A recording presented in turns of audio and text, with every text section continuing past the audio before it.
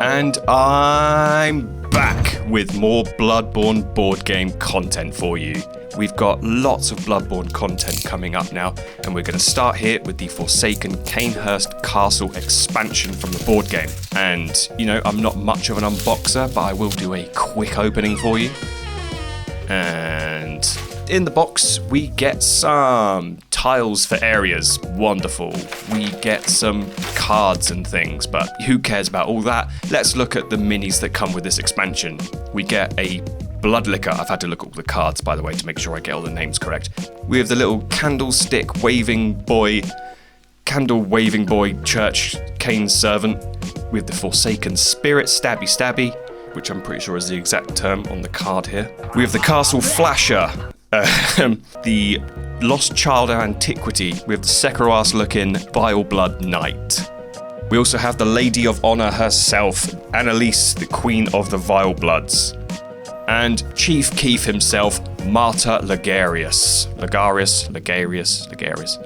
Martyr Logarius. And yeah, that's everything you get in the box, which is what we're going to be painting over the next few weeks. So let's just get them lined up and just take a quick look at them all.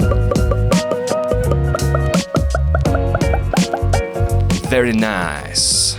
So before we start painting, I'm just going to give you a quick rundown of things that I do just to quickly set up. And as I have mentioned in previous videos, I have one container of clean water and one container of dirty water. I also have kitchen roll at my disposal for any given time. Most importantly, a wet palette. This one has been used to absolute death, and I definitely need a new hydro sponge going in it because you can see the state of this one. Anyway, get it soaked up nice and wet, get a little sheet on top, and a nice little nifty trick to get rid of wrinkles is just take a card, just slowly and softly scrape out those little kinks. So to begin this series, I think painting Martyr Logarius is probably the best way to go. And yeah, we just need to prime him with some black. Beautiful. And what I am going to do with all the miniatures going forward is do some zenithal highlighting on black prime. And what that means is putting down a old and gross cutting mat, getting my airbrush, getting some thinner and some cleaner, popping in some thinner into the airbrush before I put in some white ink. This is Liquitex white ink. You can use white acrylic, but I like to use inks because I like the flow of them. I like how they come out on top of black prime. And the whole idea with this is just go from a top-down angle, spray on the white, so you get bright highlights on the top, you get dark shadows on the bottom, and you get this really nice, strong contrast between light and dark, which is what contrast paints really react to nicely.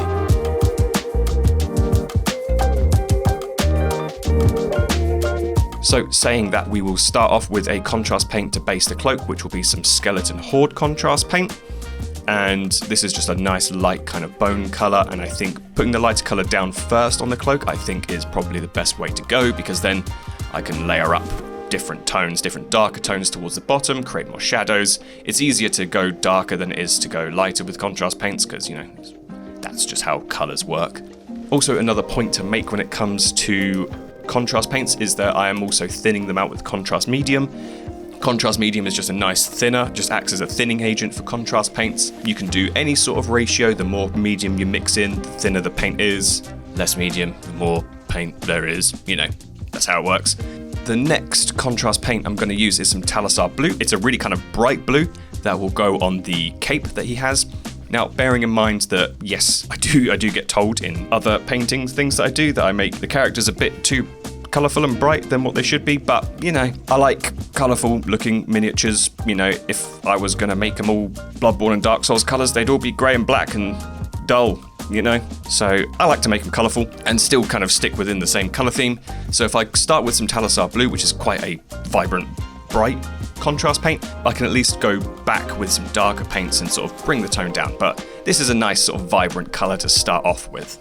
Next up, I've got some Snakebite Leather, which is it's a leather colour, but I always think it works quite nicely for wood as well, so I'll use it to base the scythe handle that he's got, and also go over the little legs and boots that he has, just to give some leathery looks. And then this is a nice darker brown compared to the Skeleton Horde contrast, so I'll use some thin layers of it to go over the bottom of the cloak, so that we get this kind of like nice dark to lighter brown gradient. Sort of muddies it up and dirties it a bit, just giving a nice bit of texture and dynamism to it, you know. And then following suit with that, the darker brown colour that I have is some rattling grime. So it's sort of like a dark, blacky brown kind of colour. Following suit with before, just taking some of this darker contrast, going into the sort of shadowy regions and the lower parts of the cloak just to sort of build up some darkness, build up some shadow, build up some grime, and you get kind of a nice contrasty browny cloak look. And like I said with the blue, I've got some darker blue contrast paints here, which I'm just going to do the same thing that I did with the cloak, just targeting shadows, lower parts, just bringing out some darker regions and just toning this vibrant blue down a bit. Next up, I have some Ishan Grey, which is going to be used as the beard, hair, kind of mixture of it. He's got this lovely greyish, whitish locks of hair, so that's a good base to go with, keeping it nice and thin so, you know, it doesn't take away from the zenithal highlight that I did underneath. For the skin, I'm taking some Rakarth flesh, again, keeping it nice and thin, just targeting the exposed skin regions that he has. This is sort of like a nice, sort of lifeless kind of skin colour I find really good for sort of zombies, ghouls kind of thing. And then, yeah, do it on the arms, do it on the face.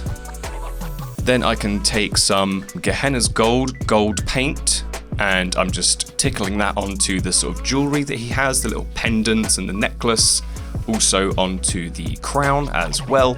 All the sort of, you know, fancy jewellery parts that he has will be nice and gold for his lovely royalty.